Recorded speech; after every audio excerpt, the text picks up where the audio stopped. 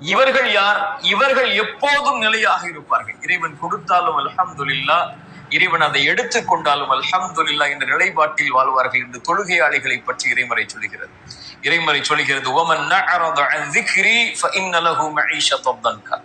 கவலையில் இருக்கிறீர்கள், கஷ்டத்தில் இருக்கிறீர்கள், செல்வ நெருக்கடியில் இருக்கிறீர்கள், கடனில் இருக்கிறீர்கள், வாழ்வில் பிரச்சனையில் இருக்கிறீர்கள், குடும்ப வாழ்வில் பிரச்சனையில் இருக்கிறீர்கள், கல்வியில் பிரச்சனையில் இருக்கிறீர்கள், பெற்றோர்களால் பிரச்சனை, பிள்ளைகளால் பிரச்சனை, உலக வாழ்வில் நண்பர்களால் பிரச்சனை, தொழிலில் பிரச்சனை, இவை எல்லா பிரச்சனைகளையும் சுமந்து கொண்டு தொழுகை உன்னிடத்திலே இல்லை என்றால் இந்த பிரச்சனைகள் ஒருபோதும் தீராது. தீர்ந்தாலும் பிரச்சனைகள் உன் வாழ்வில் முடியாது.